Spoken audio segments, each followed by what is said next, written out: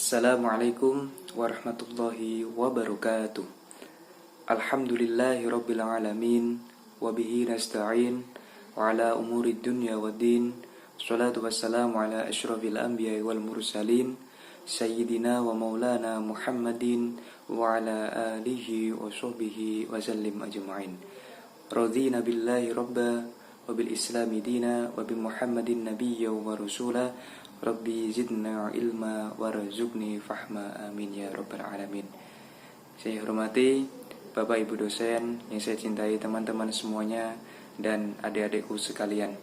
Puji syukur kehadirat Allah Subhanahu wa taala yang mana telah memberikan berbagai nikmat, rahmat, taufik, hidayahnya kepada kita semuanya, yang mana kita semuanya dapat bisa melakukan berbagai kegiatan belajar mengajar, dapat dipermudah untuk mengakses berbagai informasi dan melakukan kegiatan yang bermanfaat walaupun dengan skema yang berbeda yang biasa kita lakukan.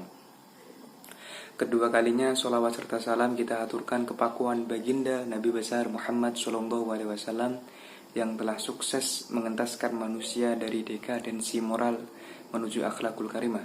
Semoga kita semuanya dapat diakui menjadi umat beliau dan mendapatkan syafaatnya di yaumil qiyamah. Amin ya rabbal alamin. Teman-teman sekalian dan adik-adikku sekalian, pada kesempatan yang luar biasa ini kita akan membahas mengenai tentang Wali Songo. Poin pertama yaitu mengenai tentang pengertian Wali Songo dan kiprah singkat Wali Songo yang telah berdikari untuk menyebarkan agama Islam di bumi Nusantara, terkhususnya di Pulau Jawa. Yang pertama yaitu tentang pengertian Wali Songo.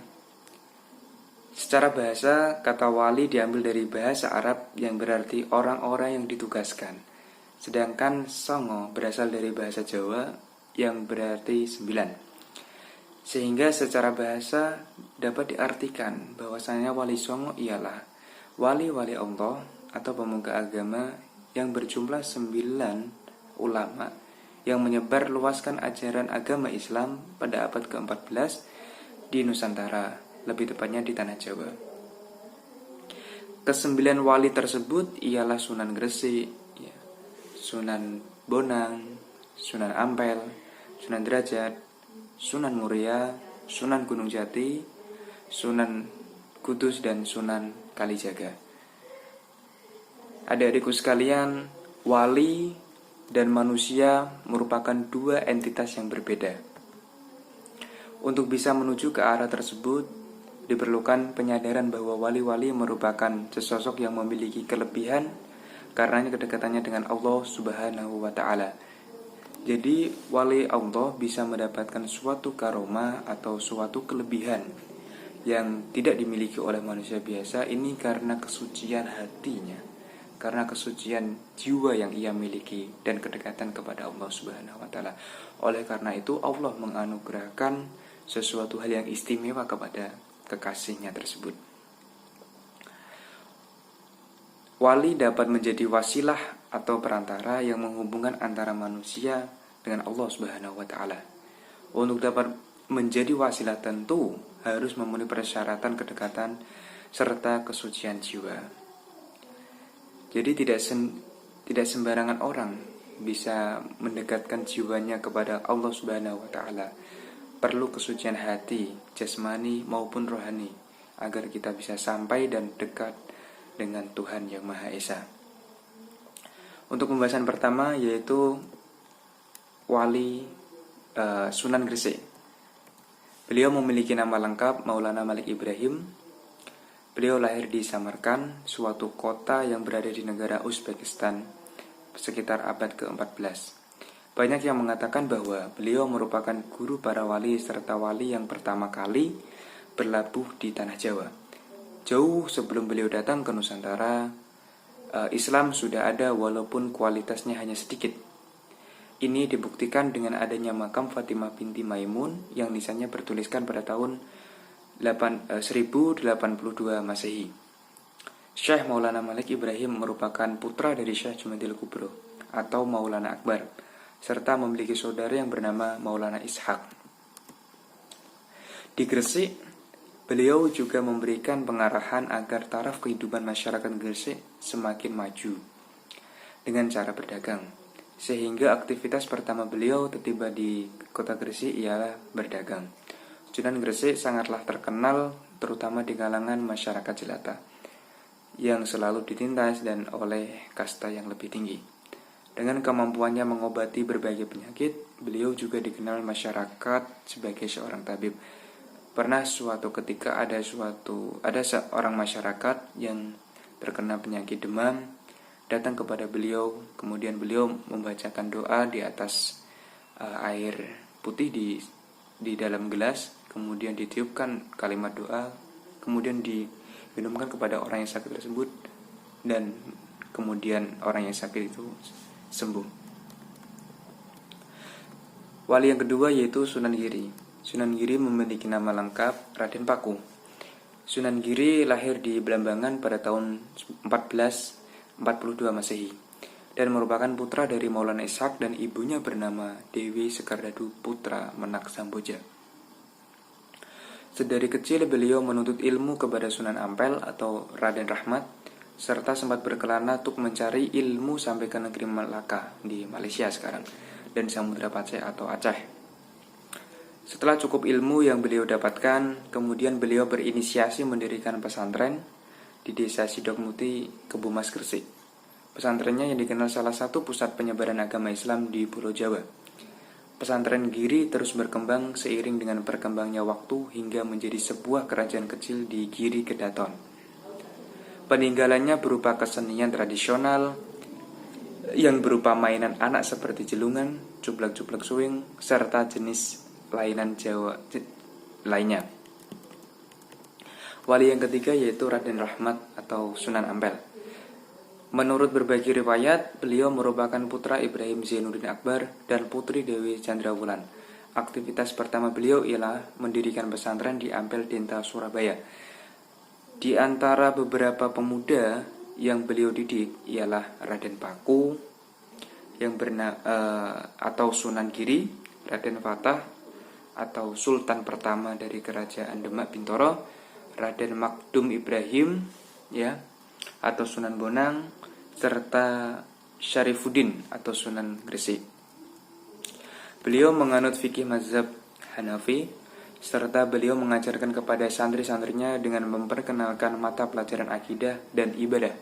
Beliaulah yang mempopulerkan istilah molimo, yang berarti moh main atau tidak berjudi, moh ngombe atau tidak mabuk, moh maling atau tidak mencuri, moh madet atau tidak narkoba, dan moh mazon atau tidak berzina. Wali yang selanjutnya yaitu Sunan Derajat atau Raden Syarifuddin. Raden Syarifuddin atau Sunan Derajat merupakan putra dari Sunan Ampel dan Dewi Chandrawati. Oleh ayahnya, beliau ditugaskan untuk berdakwah ke pesisir barat Gresik, yaitu perbatasan antara daerah Gresik dengan Tuban. Dalam kurun waktu yang sangat singkat, banyak sekali yang datang berduyun-duyun untuk berguru kepada beliau. Sehingga dengan banyaknya intensitas santri atau murid yang datang kepada beliau langsung mendirikan padepokan santri, serta mengajarkan ilmu tauhid dan ilmu akidah kepada murid-muridnya. Karena tinggi ilmu yang beliau miliki, beliau mengubah sejumlah suluk untuk mempermudah pemahaman masyarakat pesisir. Wali yang selanjutnya yaitu Sunan Muria atau Raden Umar Said. Dalam berdakwah, Sunan Muria menggunakan metode yang sama persis diterapkan oleh sang ayah yaitu Sunan Kalijaga. Beliau menyampaikan kepada masyarakat melalui pendekatan kebudayaan atau cultural approach dan kesenian tradisional Jawa. Gunung Muria menjadi tujuan utama pusat dakwah beliau. Dalam bersosialita dengan masyarakat banyak sekali terjadi suatu permasalahan. Beliau dipercaya sebagai pemberi solusi yang bijak di tengah masyarakat. Tak heran kalau beliau menjadi problem solver dalam kehidupan di masyarakat di sekitar Gunung Muria. Wali yang selanjutnya yaitu Sunan Gunung Jati atau Raden Hidayatullah. Raden Syarif Hidayatullah. Beliau merupakan keturunan darah biru dari Keraton Pajajaran melalui Nyai Roro Santang. Oleh karena itu, beliau merupakan satu-satunya wali songo yang terjun di dunia pemerintahan atau terjun di dunia politik sebagai generasi penerus kerajaan Pajajaran.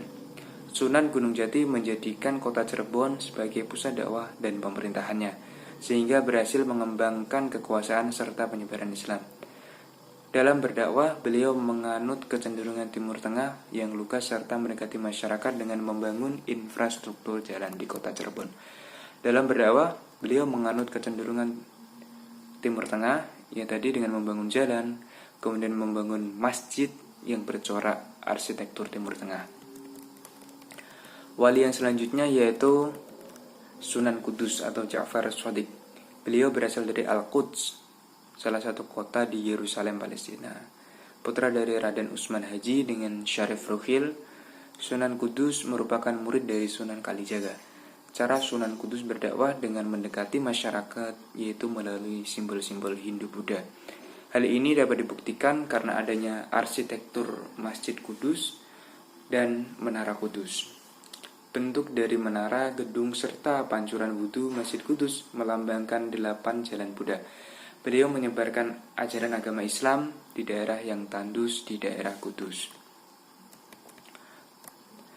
Ja'far Shadiq mendapat gelar Al-Alim, yaitu berarti orang yang berilmu, serta seperti yang dimiliki, yaitu kepandian dan berwawasan luas. Dengan kecakapan ilmu yang beliau miliki, beliau sangat toleran dalam menyampaikan ajaran Islam. Wali yang selanjutnya yaitu Sunan Kalijaga. Beliau lahir di Tuban dan wafat di Demak pada tahun 1550 Masehi. Metode dakwah yang beliau gunakan ialah pemahaman agama berbasis salaf, yaitu kesenian dan kebudayaan. Contoh kebudayaan dan kesenian yang beliau gunakan adalah seni ukir, seni wayang, gamelan, serta seni suara melalui lagu-lagu Jawa. Oleh karena itu, ajaran yang beliau gunakan kepada masyarakat terkesan sinkretis. Beberapa lagu yang terkenal yang beliau ciptakan ialah Lir Ilir dan Gundul-Gundul Pacul. Metode tersebut terkesan efektif karena dapat mengambil hati masyarakat. Oke, untuk wali yang terakhir yaitu Sunan Bonang atau Raden Makdum.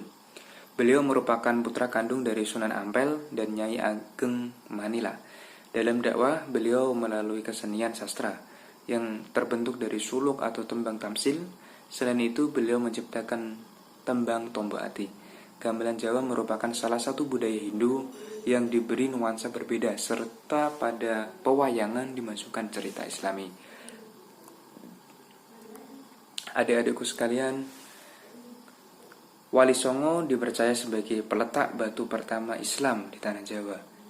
Kiprah Wali Songo dalam dakwah Islam di Indonesia pada umumnya dan Pulau Jawa pada khususnya memang merupakan fakta sejarah yang tak terbantahkan. Para Wali Songo menyebarkan agama Islam di tanah Jawa dengan melalui pendekatan kesenian serta kebudayaan. Hal ini dapat memikat hati para masyarakat serta menyampaikan ajaran agama Islam mudah diterima di kalangan masyarakat. Cukup sekian materi yang saya berikan kepada adik-adik serta teman-teman sekalian. Semoga dapat memberikan manfaat kepada semuanya dan semoga saja kita semuanya selalu diberikan semangat untuk selalu belajar, untuk selalu mencari informasi walaupun di tengah kondisi yang sangat terbatas ini. Sekian dari saya, terima kasih atas perhatiannya. Wassalamualaikum warahmatullahi wabarakatuh.